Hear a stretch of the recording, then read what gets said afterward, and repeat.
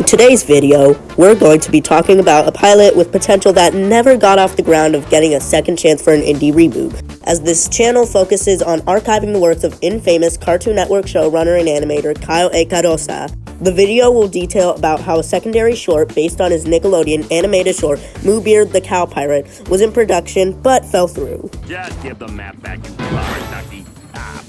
For the briefest of briefs, MooBeard was Carrozza's pilot made for Nickelodeon's random cartoons show that aired on Nicktoons Network in 2008. Although sources have been one-off without direct verification, the show was taken to consideration for a potential development with Nickelodeon, but lack of interest with Nick wanting to make a CG cartoon, thus choosing Fanboy and Chum Chum for development over other properties such as the aforementioned Adventure Time, and presumably budget issues led any consideration to fall through immediately. I always assumed that's what Random Cartoons was a series of like pilot pitches. Yeah, and it's, it was, Fred had done this Fred Seibert, the, producer, had done that kind of thing before. He did the What a Cartoon shorts at Cartoon Network, and then he had done, the various seasons of Oh Yeah cartoons before this, and then, this was, they were originally talking about it as another season of Oh Yeah, but 6 years had gone past, and so they decided to give it a new name. But yeah, like, it was part of their deal that, they do this show, and then Nickelodeon pick up a predetermined number of half hours of like however many of the different kinds of shows they wanted. They would ultimately put all of their obligation into Fanboy and Chum Chum. I'll give you $20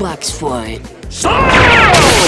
Carrozza had attempted to rework the concept for a more mature audience to potentially pitch to studios that focus on such humor like Adult Swim, but nothing has gotten off the ground. This wouldn't be the first time Carrozza reworked his children concept into an adult version as his Cartoon Network series. Originally had an adult pitch for Mondo Media, with Carrozza admitting that he wasn't fond of it to begin with. So I created them in high school. I developed them a little bit more in the mid-thousands, right after MooBeard, because I was trying to pitch that around, and then I had developed them a little bit more for more of an adult pitch for Mondo Media. Don't ask to see it; it's terrible. In about 2012, I had pitched it as kind of an adult show to Mondo Media. Mm-hmm. It was uncomfortable and weird.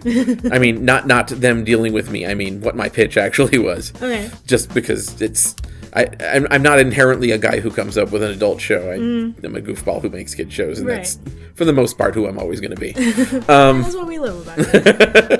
Carrozza's attempt on pitching the show remained futile, as it kept getting rejected left and right. Were there attempts to try and pitch MooBeard to other networks besides Nickelodeon, or did Nickelodeon have like a very tight, you can't give this to anyone else? They had, they had first rights on it for a limited amount of time, and then I pitched it to some other places. And beyond that, I've kind of left it alone for a while. There were a lot of concepts for it that ultimately I ended up using on Mighty Magiswords, but more recently I've started playing around with working with MooBeard again. I've started a new pitch, although it's a little bit slow going just because I'm busy with other stuff at the same time. I am hoping to see MooBeard on TV again. Really enjoyed that pilot. And well, gosh darn it, I will try. This is where Carrozza decides to follow the footsteps of many indie creators and go to the independent route on making MooBeard into an online short. Although Carrozza has proven that he's capable of producing indie content with the connections that he had from working with Magiswords with his proof of concept pilot Pizza Hero Fumica, Carrozza decided to try a separate venue to produce this new iteration of MooBeard, and that's with the help of indie studio Sick MUTT. Sick MUTT's alumni content of up-and-coming animators and artists who are heavily influenced by the works of many Spumco and 90s games animation artists. Carrozza's networking relationship with them was when he provided voiceover for a son in their so-far only released short, Scoop Did That. I've got some news to share. We need to tell everyone. We need to tell the world! Seeing as how Carrozza had an obsession with many Spumco artists, and particularly somewhat envious love-hate relationship with Spumco aficionado John Kricfalusi, it's no surprise that he'd collaborate with them on potentially making a short. But that's a story for another time. Carrozza acknowledged their animation inspirations in his involvement in a podcast episode of his podcast with Luke Sky entitled Kyle and Luke Talk About Tunes. Is there a word that can describe that style of cartoon that doesn't specifically reference a specific human being? Considering that they were like, they're not shy about that short being, influenced by that particular human being, or all of the artists he employed, you don't need to be shy about it. Yeah. It is like, what if you told John Kay that he needs to create a short that might win an Oscar? And he says, well, first thing you gotta do when you're trying to make an Oscar baity cartoon animated short is no dialogue. So how can I make something disturbing with no dialogue? Presumably around the time the cast was recorded, the MooBeard short seemed to have been in development as he used Viz art made by the Sigma artist as the thumbnail for the podcast episode. However, Carrozza hadn't mentioned the MooBeard short at all and only talked about his voiceover involvement in the short. Really? Wow. Not to mention that the only team member he ever remotely mentioned is Costas Firendes, known online as Dorkymations, who's the head director and story editor of that short. Except for a son that sounds suspiciously like Kyle. I might have helped.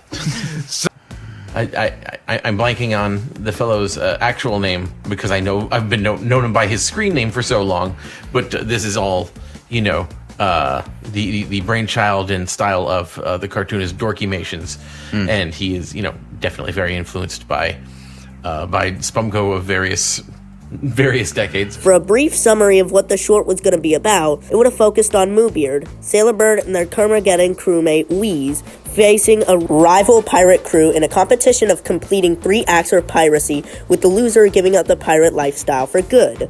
Rest assured, I've got a sharp object in here, along with a whole bunch of swell junk. Materials such as the script, among others, were leaked in late 2024, revealing that Wheeze is in debt to MooBeard for an undisclosed incident and had been classified as a servant multiple times in the pilot. Although the design prowess for the character seemed promising, the writing for this short is very lackluster and seemed to rely mostly on clever wordplay, which is quite common for Carrozza's cartoons to have a dialogue-driven approach. For one thing, the vernacular on some of the characters seemed very immature and too much modernized, with both MooBeard and Sailor Bird saying dude a lot, and characters frequently shouting one-line nonsense at random. Look alive, Prohias. I am alive.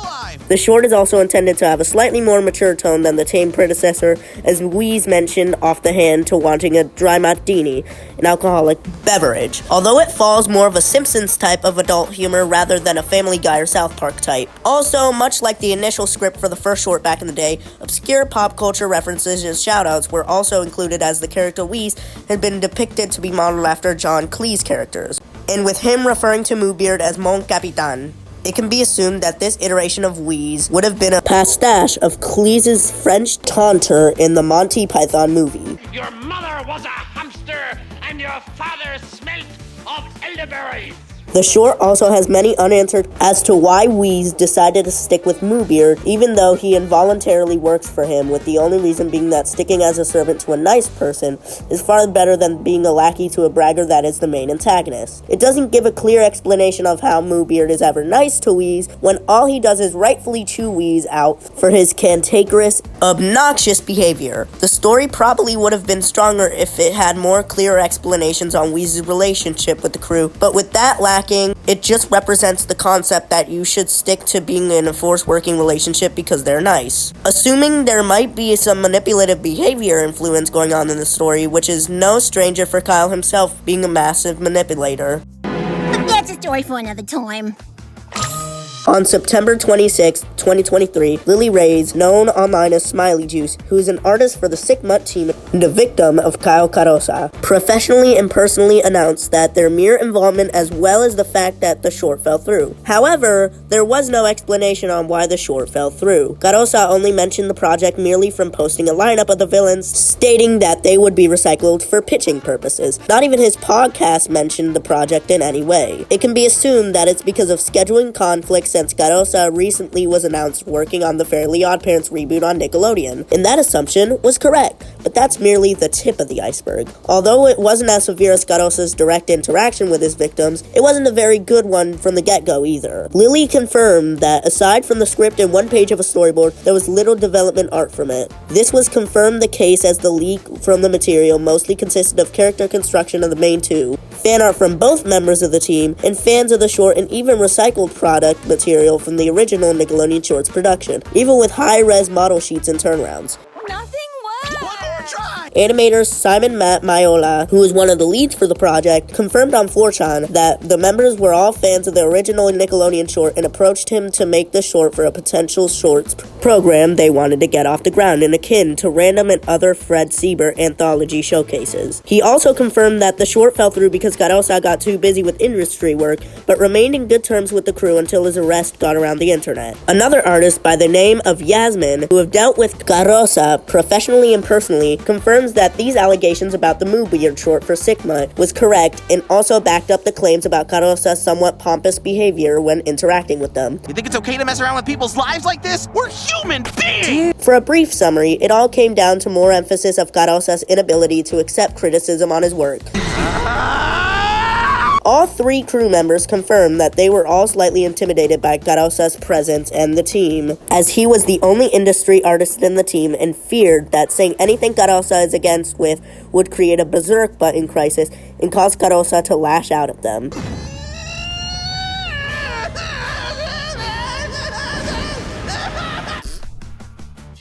He thought he had a lot of power, because the thing was is he was very good at manipulating people and having, like, there's something about having a big ego and talking big that would make you feel like he had a lot of power, but he really didn't.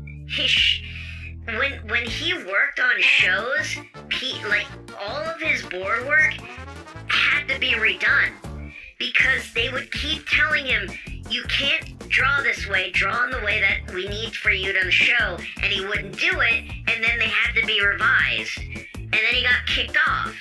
That happened to the SpongeBob movie, that happened on Animaniacs, that happened on Chum Chum, that happened on every single fucking show that he worked on. All of his work had to be redone. Every person I knew who worked with him, like I would talk to people like, oh yeah, I remember him being on the show. I had to fix his work.